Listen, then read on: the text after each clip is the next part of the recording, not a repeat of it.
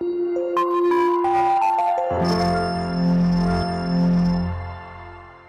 बच्चों, कैसे हैं आप? उम्मीद करती हूँ आप बढ़िया और एकदम मज़े में होंगे। बच्चों, आज हम एक पाठ पढ़ेंगे जिसका नाम है वह चिड़िया एक अलार्म घड़ी थी। अब मोबाइल फ़ोन में अलार्म उपलब्ध रहने से अलार्म घड़ियों की बाज़ार में मांग घटने लगी है।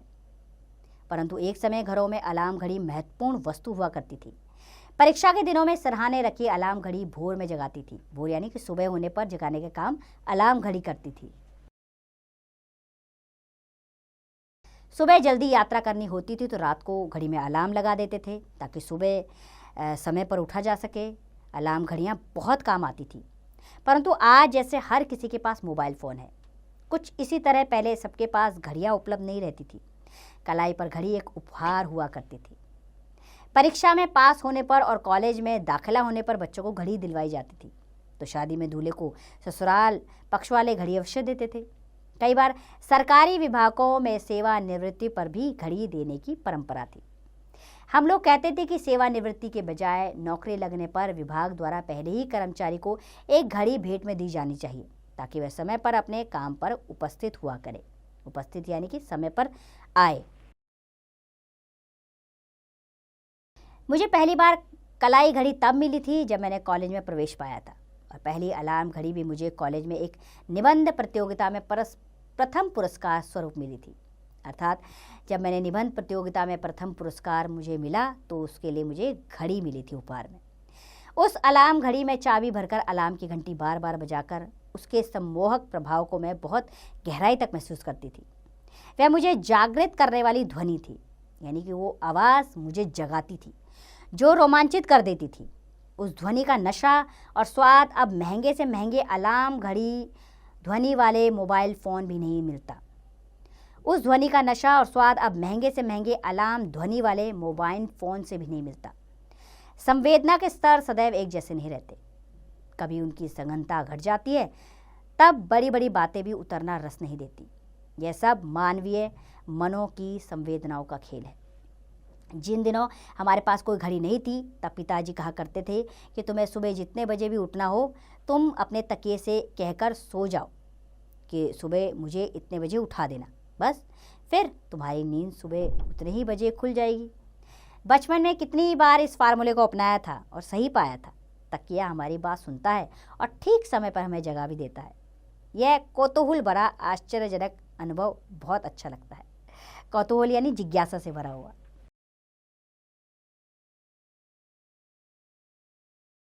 भले ही तब उसका रहस्य हमें पता नहीं था।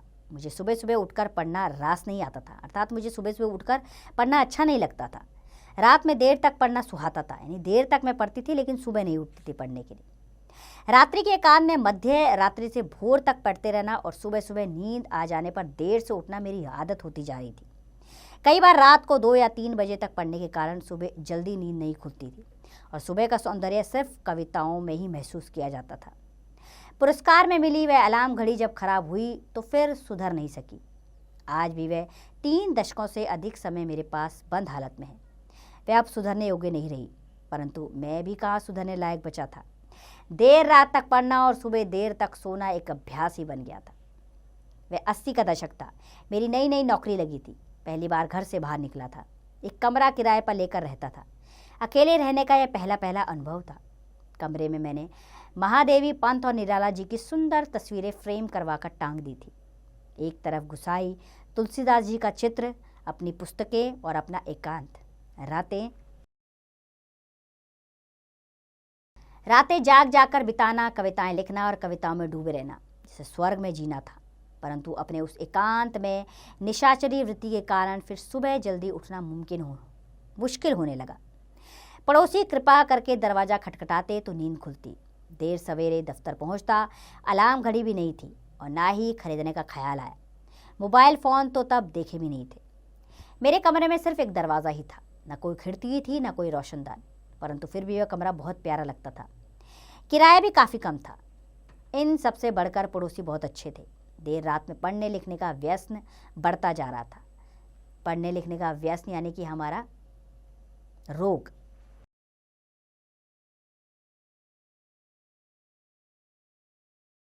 इसमें कोई व्यवधान नहीं था। हिंदी और अंग्रेजी बहुत सारा साहित्य मैंने उस एकांत में खगान डाला, यानी कि हिंदी और अंग्रेजी का बहुत सारा साहित्य मैंने पढ़ लिया था। वह सुख अभूत था। कठिनाई सिर्फ सुबह की थी जब नींद नहीं खुलती थी। दिन के काम और दफ्तर की नई नई जिम्मेदारी देर से उठने के कारण अव्यवस्थित हो जाती, दिन गड़बड़ा जाता था। कई बार तकिए से सुबह जल्दी उठा देने की भी मिन्नतें करता था, परंतु तब तकिए ने मेरी बात सुनना बंद कर दिया था। ऐसे ही दिन गुजर रहे थे। अपनी किताबों की दुनिया में खोया हुआ मैं इतना बेखबर था कि कब एक चिड़िया कमरे के खुले दरवाजे से कमरे में आकर दीवार पर लगी पंत जी की तस्वीर के पीछे अपना घोंसला बनाने लगी, मुझे पता ही नहीं चला। जब पता चला तब तक उसका अपने घोंसले में गृह प्रवेश हो चुका था और वहाँ वह अपनी गृहस्थी जमा चुकी थी। शाम को देर तक मेरा दरवाज़ा खुला रहता था, इसलिए खिड़की या रोशनदान ना होने के बावजूद भी वह चिड़िया आराम से पधार जाती, अपने घोंसले में आराम करती। मैं अपने किताबों की दुनिया में खोया कभी उसकी तरफ ध्यान ही नहीं देता था। एक सुबह मैं नींद में था। चिड़िया मेरे पलंग के सिरहाने बैठकर एक अलग तरह की झुंझलाहट से भरी ची ची कर रही थी। उसकी आवाज़ तीव्र थी, मानो मेरे ना उठने पर वह नाराज़ हो। उसकी आवाज़ से मेरी नींद खुली, परंतु मैं उठा नहीं। चिड़िया बार बार पलंग के सिरहाने आकर फुदकती और अपनी तीव्र ध्वनि से कमरे को गुंजा रही थी। मैं कुछ समझा नहीं, परंतु उठकर दरवाज़ा खोला तो वह बाहर चली गई। मैं तब समझा कि सुबह सुबह चिड़िया को बाहर जाना होता है। घोंसला तो उसका केवल रात भर का आश्रय है, रात भर का रहने का जगह है। आश्रय यानी कि रहने की जगह। दिन में वह घोंसले में आराम से पड़ी नहीं रहती। छुट्टी के दिन हम घर में भले ही पड़े रहे, चिड़िया को दिन में घोंसले में रहना नहीं सुहाता।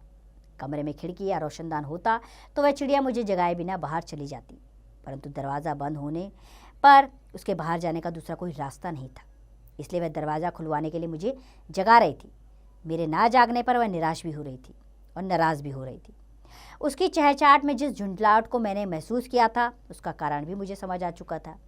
दरवाज़ा खुलते ही चिड़िया तेज़ी से चली गई थी और शाम को फिर लौट आई, चुपचाप पंत जी की तस्वीर के पीछे बनाए हुए अपने घोंसले में। दूसरे दिन सुबह मेरी नींद नहीं खुली थी, देर रात तक पड़ा था। अचानक चिड़िया की झुंझलाहट भरी चहचहाट ने जगा दिया। पलंग के सिरहाने बैठी हुई चिड़िया मुझे गुस्से से देख रही थी, मानो मेरे देर तक सोने के कारण मुझसे नाराज़ हो। मैं थोड़ी देर उसकी चहचहाट का आनंद लेता रहा। उसने मेरी रज़ाई का कोना चोंच से पकड़कर खींचा। वह मुझसे ज़रा भी डर नहीं रही थी। वह रज़ाई के उस हिस्से पर आ बैठी जो मेरे सीने पर था। उसका इस तरह मेरे ऊपर आ जाना बहुत अच्छा लगा था। पंत जी की वाणी में लिखी पंक्तियां मानस में तैरने लगी। मानस यानी कि मेरे मन में। और वो पंक्तियां थी, तूने ही पहले बहुदर्शनी गाया जागृति का गाना, श्री सुख सौरभ का नवचारणी गूंथ दिशा ताना बाना, खुले पालक फैली सुवर्ण छवि, खिली सुरभि डोले मधुबाल, स्वपंथ कंपन ओ नवजीवन सीखा जग ने अपनाना। सचमुच उस समय पलके खुलने का पर ऐसे ही लगा जैसे किसी ने जागृति का गीत गाया हो। उस नवचारिणी ने सचमुच श्री सुख सौरभ का ताना बाना उस सूने कमरे में गूंथ दिया था। ऐसी एक सुवर्ण छवि कमरे में छाई थी जिसे पहले मैंने कभी महसूस नहीं किया था। उस समय चिड़िया ने मेरी रज़ाई का कोना अपनी चोंच से खींचकर अपनी चहचहाट से जगाया था। बचपन में इतने ही प्यार और इतनी ही झुंझलाहट से देर तक सोने पर माँ जगाती थी। मैं अपने चारों ओर फैले हुए उस श्री सुख सौरभ की स्वर्णिम छवि से अभिभूत होकर जागा था। स्वर्णिम यानी कि सोने जैसी छवि। मैंने उठकर दरवाज़ा खोला तो वह चिड़िया बाहर निकल कर चली गई। अब यह रोज की ही बात हो गई थी। सुबह चिड़िया को कमरे से बाहर जाना होता था। वह जल्दी जग जाती और दरवाज़ा खुलवाने के लिए मेरे पलंग के सहारे बैठ के चहचहाती और मेरी नींद खुल जाती। जब मैं अपनी बंद कोठरी की शैया को छोड़कर भोर में चिड़िया को बाहर जाने देने के लिए दरवाज़ा खोलता तो खुले दरवाजे से उस ताज़ी सुबह की देह की कांति कमरे में कौंध जाती। ठंडी हवा का स्पर्श और बहुत कोमल कांत उजाला मेरी अलसाई आंखों को सहलाता है। अलसाई यानी आलस से भरी हुई, अर्थात मेरा आलस छूमंतर हो जाता था। मुझे लगा किसी अप्रतिम अनुभव को मैं देर तक सोकर व्यर्थ करता रहा, अर्थात मैं देर तक सोकर इतनी सुंदर सुबह को नहीं देख पा रहा था। अब भी मैं रात को देर तक पढ़ता हूँ, परंतु अब वह चिड़िया मेरी अलार्म घड़ी है जो मुझे अपने सुबह 7 जगा लेती है। अब वह पलंग के सिरहाने या मेरी रजाई पर बैठकर मधुर चहचहाट से मुझे जगाती है। उसकी चहचहाट में अब वह झुंझलाहट नहीं, एक वात्सल्य भरी जागृति है। वात्सल्य यानी कि प्रेम भरी। यह किसी घड़ी की यांत्रिक ध्वनि नहीं, अपनेपन से भरी पुकार है जो मुझे आसमान से अवतरित होती हुई प्रातःकाल की सुमंगल घड़ी में पुकारती है। उस सुमंगल घड़ी में सरिताओं का जल, आकाश की वायु, सूर्य का प्रकाश सब अपनी निर्मलता के चरम पर पहुंचकर सृष्टि में नए फूल खिलाने का उपक्रम करते हैं। अब मैं चिड़िया के साथ जगना सीख गया था और सुबह की फूलों की सुगंध से भरी ताजगी का वरदान पाने लगा था। रविन्द्रनाथ ने अपनी जीवन स्मृति में सच ही लिखा है। मैं देवदार के जंगलों में घूमा, झरनों के नीचे बैठा, उसके जल में स्नान किया, कंचनजंगा की मेघ युक्त महिमा की ओर ताकता बैठा रहा। लेकिन जहाँ मैंने यह समझा कि पाना सरल होगा, वहीं मुझे खोजने पर भी कुछ नहीं मिला। परिचय मिला लेकिन कुछ और देख नहीं पाया। रत्न देख रहा था, सहसा वह बंद हो गया। अब मैं डिबिया देख रहा था, लेकिन डिबिया के ऊपर कैसी ही मीनाकारी क्यों ना हो, उसको गलती से डिबिया मात्र मानने की आशंका नहीं रही। सच है, एक बार रत्न दिखा गया तो फिर भले ही चिड़िया बंद हो जाए, पर उस डिबिया में रत्न है। सच है, एक बार रत्न दिख गया तो भले ही डिबिया बंद हो जाए, पर उस डिबिया में रत्न है। यह अनुभूति नहीं की जानी चाहिए। रविन्द्रनाथ की इन पंक्तियों में डिबिया की मीनाकारी का भी जो उल्लेख है वह महत्वपूर्ण है। उस चिड़िया ने डिबिया खोलकर मुझे भी उषा सुंदरी के रत्न दिखा दिए थे। उसका ये उपकार मैं भला कैसे भूलता। दरवाज़ा खोलते ही चिड़िया चहचहाती हुई बाहर जाती, मानो मुझे कहती हुई जा रही हो कि देखो, यह मीनाकारी वाली सुंदर डिबिया खुल रही है, फिर यह बंद हो जाएगी। फिर तो दिन भर मीनाकारी से सजी डिबिया ही दिखाई देगी, इसके रत्न नहीं दिखेंगे। मैं उस वात्सल्यमयी चिड़िया के उस उपकार को बहुत कृतज्ञता से महसूस करता था। उसने मुझे उस घड़ी जगना सिखाया जब धरती ओस के मोती बिखरा कर हर नए खिल रहे फूल का अभिनंदन कर रही थी। तो गोविंद कुमार गुंजन द्वारा रचित ये पाठ, इससे हमें यह मौलिक ज्ञान मिलता है कि जीवन जगत की प्रेरणा, प्राकृतिक सौंदर्य की अनुभूति जीवन में कितना महत्व देती है। अर्थात हर कार्य समय पर होना चाहिए और प्रकृति के सौंदर्य का अनुभव हम सबको करना चाहिए। आप भी करिए, समय पर जल्दी जागिए और सुगंधित और फ्रेश हवा का, ताजगी भरी हवा का आनंद लीजिए।